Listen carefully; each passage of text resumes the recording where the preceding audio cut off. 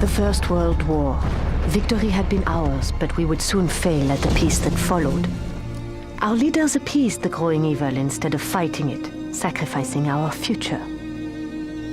We vainly reinforced our borders with concrete while we evacuated our children from the cities. There was something terrible brewing with our old enemy, and no one seemed able to stop it. The world was about to find out what happens when an entire nation is swept by madness. What would you do? Surrender? Collaborate? Or resist?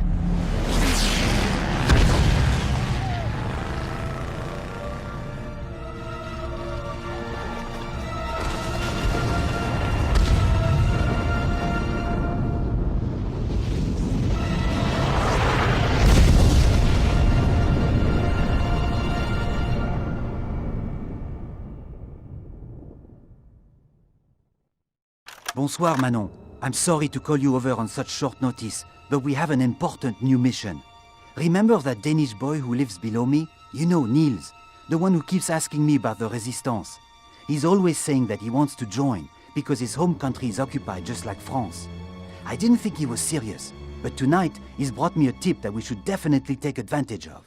Remember how the Nazis took over the Paris Academy of Music and started using it as a makeshift armory?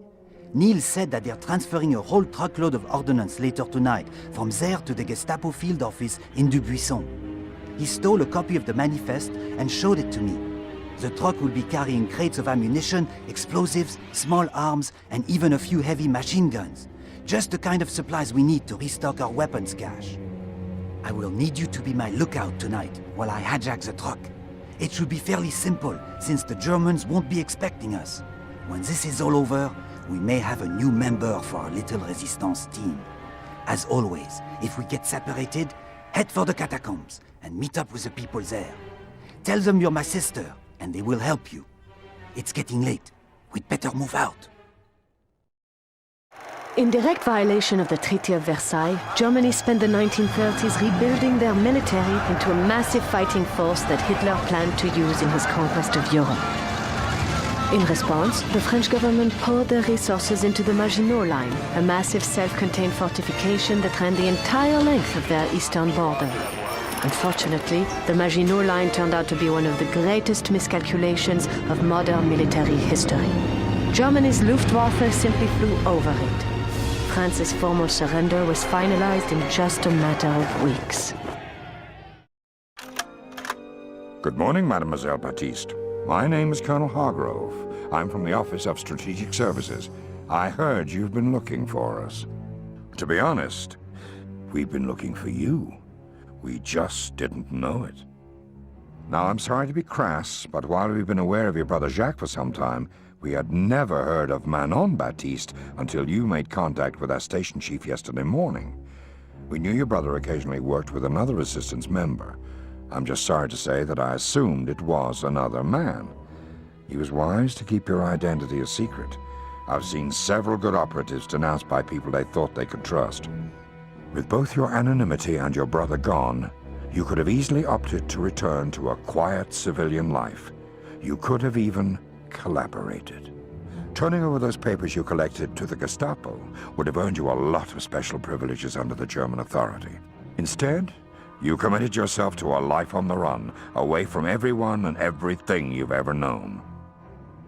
From the looks of your G2 debriefing, you and your brother found yourselves in some pretty hairy situations during the early days of the occupation. And it's exactly that kind of experience we need to employ if our intelligence operations are to stand a chance. We're preparing to launch a major assault in North Africa very soon. Unfortunately, all the men we've sent out to do reconnaissance have had their covers blown. Now, as serendipity would have it, we've learned that a Vichy propaganda magazine has sent a female correspondent all the way to Casablanca to profile the brave men of the Africa Corps. We want you to intercept this woman and take her place. It should provide the ideal cover for getting in there and seeing what Rommel is up to. And if the opportunity presents itself, we want you to take action to disrupt his operations. If successful, your exfiltration will be by airplane, specifically in an old Northrop Alpha that's perfectly suited for this kind of special operation. The pilot is a lieutenant in the Air Transport Command who's been given strict orders not to even look at you, as we don't want to compromise your identity in any way. You'll be briefed on the rest of the specifics during your transit to the African continent. It's a privilege for the OSS that you want to join our ranks. Be careful and good luck. I'll see you when you get back.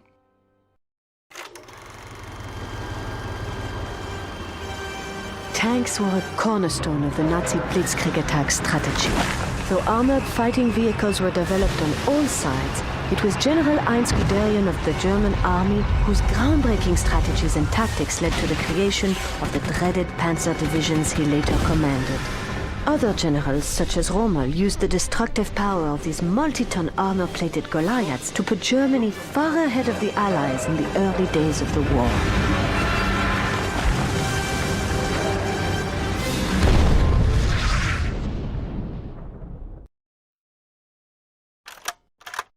It's good to see you back from North Africa in one piece. There's no time to waste as we have a tricky new assignment for you. As part of a continuing mission to legitimize their bloodthirsty conquest, the Nazis have announced a major archaeological excavation on the Greek island of Crete. Unfortunately for the priceless architecture and relics there, the Germans are defacing, not digging. Although the Third Reich only dates back a decade, the Nazis are desperately trying to establish their pedigree as one that stretches all the way back to antiquity. Employing phony archaeologists with forged credentials, the Germans are planting evidence, doctoring reports, and even going so far as to carve swastikas into the walls of these ancient ruins. Normally, this pathetic propaganda effort would not be worth our attention. But the dig is also serving as cover for the installation of a massive artillery battery that, if allowed to become operational, would bring Allied shipping to a halt in the region. We cannot allow that to happen, especially at this crucial stage of the war. These guns are heavily fortified within the excavated sublevels of the coastal wall. Obviously, because of the historic location, airstrikes are currently out of the question. That's why we're sending you in. Since it worked well in Casablanca, you'll be undercover again as a foreign correspondent armed with a camera. Your mission is to infiltrate the dig and prevent further molestation of the site. Then locate the big guns and carefully take them out of commission. You'll travel to Crete aboard a stolen Italian trawler. Be at the dock by 0800 hours tomorrow morning. Bon voyage. By 1940, the combined armed forces of Nazi Germany were unlike anything the modern world had ever seen. After their brutal success in Poland, the Wehrmacht prepared to unleash their lightning war against the West. It was over quickly.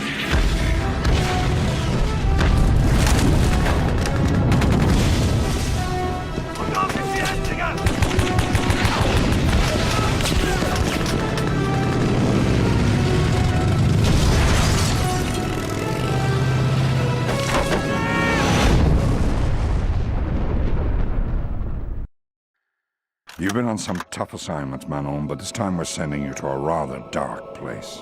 This, of course, is Heinrich Himmler, Reichsführer of the SS. One of the more pitiful excuses for a human being that you'll ever encounter. Did you know he was a fertilizer salesman before the war? The quality of his current product isn't much different. He spent the last few years trying to sell Hitler on the creation of an official SS nation-state within Germany, establishing a royal class among the master race. Unfortunately, Himmler and the SS seem to be getting their way. The influence of this criminal organization has continued to grow as the war has gone on, to the point that they already have many trappings of an autonomous republic, including their own economy, political system, even their own army, the Waffen-SS, and now it seems their own capital. This is WEWELSBURG. It's a castle in the Paderborn region near the town of Buren that Himmler has slowly been converting into his personal palace over the last couple of years. Since the SS has so much power and is responsible for so much within the Third Reich, we've decided to send you inside WEWELSBURG to find out what exactly is going on in there. Steal whatever documents you can. They'll not only inform us of their current activities, but they also might prove to be valuable evidence at the inevitable War Crimes Tribunal for these deviants. Your transport leaves tomorrow morning at 0500 hours. Be extremely careful, Manon. We're not sure what you're going to encounter, except that it's most likely going to be bad. Here is the band of criminals that was the Axis leadership at the beginning of the war. Adolf Hitler, Führer of the Third Reich, the man who personifies true evil. Benito Mussolini, an incompetent thug who sold out his own people. Hermann Göring, the decadent Reich Marshal in charge of the Luftwaffe. And Heinrich Himmler, head of the Nazi SS who oversaw the greatest crimes against humanity. Himmler was a mentally unstable man who truly believed the crazy mythology that he and his fellow SS deviants created in their efforts to establish an independent state within Nazi Germany. Unfortunately, Himmler took his own life before he could be brought to trial, unlike Göring, who was convicted and sentenced to death at the Nuremberg War Crimes Tribunal, and who is no doubt spending eternity with the rest of his friends. There's a new mission that's suddenly opened up, but it's strictly on a volunteer basis. This is the town of Casino, the gateway to Rome. And this is the abbey that sits above Casino, on a small mountain that is the most strategic spot in a most strategic town. The Allies have been stuck here for weeks, unable to take the hill or the abbey from the Germans, and time is running out.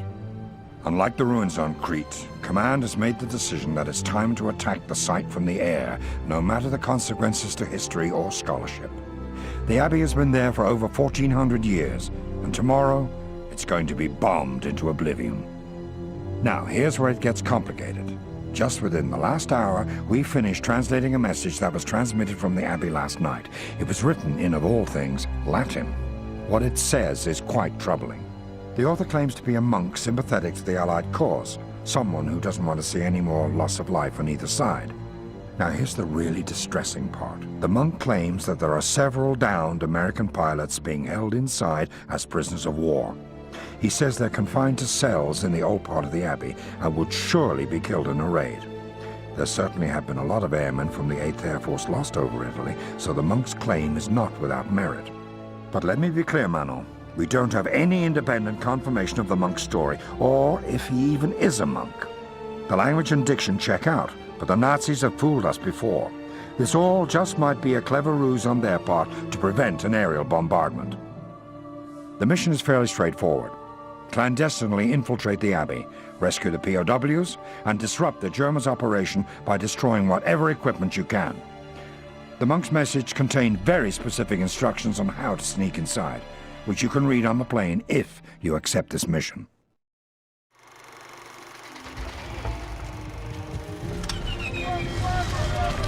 The European air war that started with the RAF in the Battle of Britain was continued by the forces of the Army Air Corps. Nimble fighters piloted by brave young men roamed the countryside, attacking any target of opportunity, disrupting the German war machine on the ground and in the air, while heavy American bombers made daring daylight raids against the Third Reich. But there was a heavy price to be paid. By war's end, almost 1 out of every 10 Americans killed had been a member of the 8th Air Force. Welcome back, Manon. Things around here are going to get even more hectic than they were before. The OSS is recruiting a new agent for a very specialized mission, and I think we've got our man.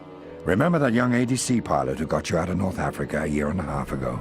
A lieutenant named Jimmy Patterson? I've kept my eye on him since then, and lo and behold, he just got himself nominated for the Medal of Honor. I'm going to see him tomorrow. If he decides to accept our offer, I want to make you his boss. My gut tells me the two of you will make a good team. Not all the details of his mission have been worked out yet, but I do know that it's got something to do with the Nazis' vengeance weapons program, which brings us to the subject of your next assignment, the V-1 buzz bomb. We've received mixed intelligence over the past 2 years about their efforts to build a long-range, self-guiding flying bomb, so we weren't sure they'd ever be able to manufacture these weapons in mass quantities. Unfortunately, as we discovered this past week, they have. One of these V-1s, powered by its pulse jet engine, can travel from its launch site in the French countryside to the heart of London in about 15 minutes. Some Spitfires on patrol have been able to knock down a few in midair, but for the most part, they get through to the city without any trouble. A few of these things have hit near my office at Whitehall, and I can tell you firsthand that it's not a pleasant experience. Some of the junior staff were at a pub that got hit, The impact crater was big enough to park a Liberty ship inside. No traces of the men were ever found. As soon as the 8th Air Force takes out a launch site, new ones spring up like weeds somewhere else. They've even air-launched a few of these missiles from specially modified Luftwaffe bombers. We've got to put a stop to this. Your mission is to disrupt their V-1 manufacturing line and to secure the deployment information for the bombs that have already been shipped out. You leave tonight at 1900 hours. Be careful, Mano, or I'll have to find someone else to watch over this Patterson kid. The ability to precisely hit a long-range target with an explosive warhead was only a theory when the war started. The Allies experimented with radio-controlled drones, while the Japanese used human kamikazes to inflict damage in the Pacific. At their Peenemünde research lab, however, German scientists developed the V-1 flying bomb. Almost 30 feet long and powered by a pulse jet engine, thousands of these vengeance weapons were launched from sites all over Western Europe, inflicting heavy damage. After the war, captured V-1s were used by the United States to leapfrog into a new realm of guided missile development. Though progress would still have the occasional setback. Time is short, so I'll be brief. With the successful breakout from Normandy by our troops, the Nazis are quickly falling back to their border. Hitler knows that France has been lost, and we've intercepted a communique ordering Dietrich von Choltitz, the general in charge of Paris, to burn the capital before the Allies get there. Apparently, though, Choltitz is having second thoughts about going down in history as the man who extinguished the City of Lights, and the Swedish Consul General has stepped in to broker a ceasefire.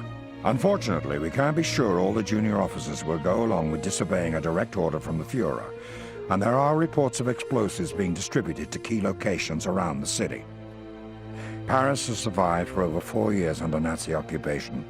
It would be horrible for it to be destroyed now, on the eve of its liberation.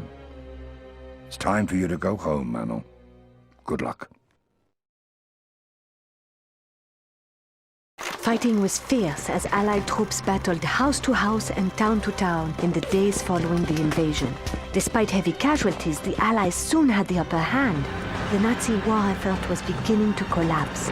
This news swept Paris, where the city erupted as everyday citizens joined with the resistance in rising up against their Nazi occupiers.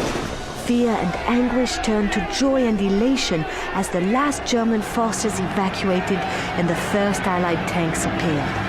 What had seemed impossible to even dare think in the darkest days of the Blitzkrieg had unbelievably come true.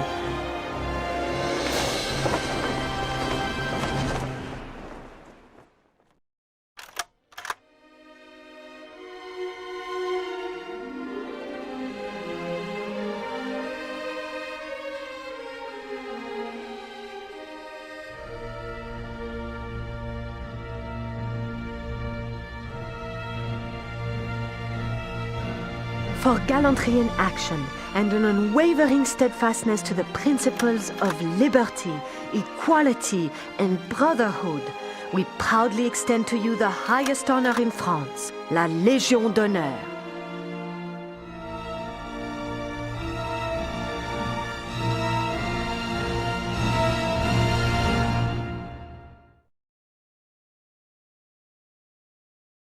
You've come a very long way, my friend, and have a strong list of outstanding accomplishments of which to be proud. For demonstrating a seldom-seen fortitude in the face of almost certain defeat. For displaying an uncommon commitment to self-sacrifice, courage, and integrity. You have been awarded the DreamWorks Interactive Medal of Valor with clusters. This commendation is only earned by a very select few. All of us here at DWI send you our sincerest congratulations. It's good to see you again, Lieutenant Patterson. I'm sorry to call you in during a well-deserved R&R, but something has come up that we want you to investigate. One of our listening posts picked up this distress call at 2300 hours last night. Hello? Hello? Hello, please respond. This is a message for the airline command. I'm transmitting from Castle Schwilewski. We need help. Sturmbannführer Reiter would not listen to reason. He let them loose in the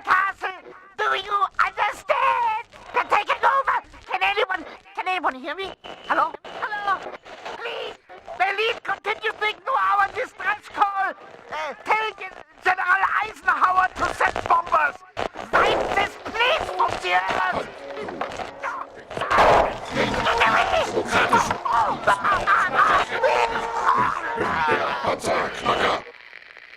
The boys at OSRD have spent all day trying to analyze the sounds you hear in the background, but they can't make heads or tails of it.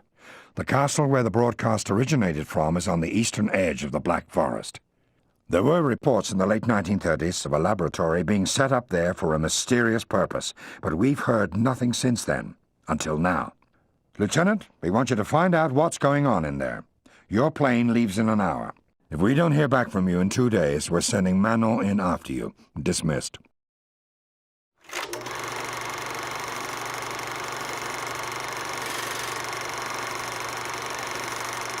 Well, I need only to be near a cork of a bottle, and I get the full benefit of it. But here I got a glass of something pressed into my hand, and I sipped out of it and meandered until I came to the terrace where General Donovan, surrounded by junior officers, was trying to hit a target across from that terrace on a facing slope. And as he noticed me, he said, "Try your luck, soldier." Well, I always had poor eyesight, and I had already 2 sips of the drink, whatever it was, but order is order, so I clicked my heels, saluted and said, "By your leave, sir," and grabbed that 45, aimed that 45 in the direction of the target. My goodness, to my great surprise and surprise of everybody else, the target responded.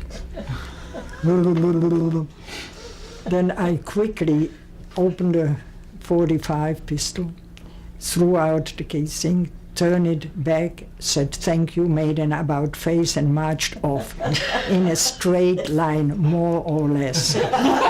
So this is how I met General Donovan, my one and only encounter. But since that day at the Algiers headquarters, I was known as a sharpshooter.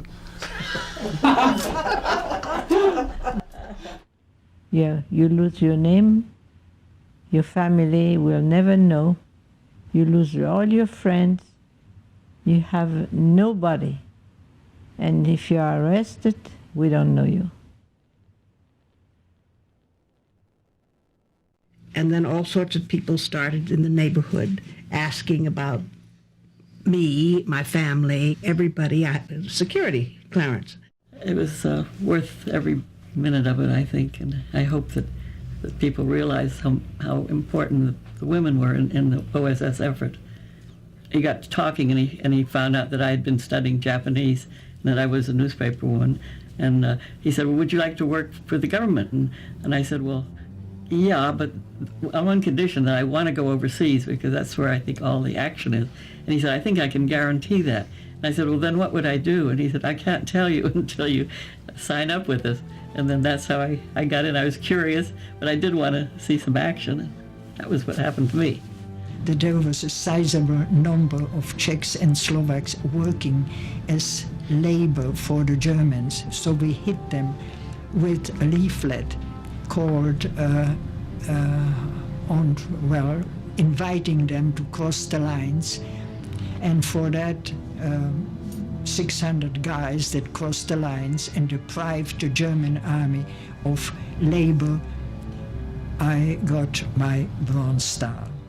I mean, London was not a walk in the park.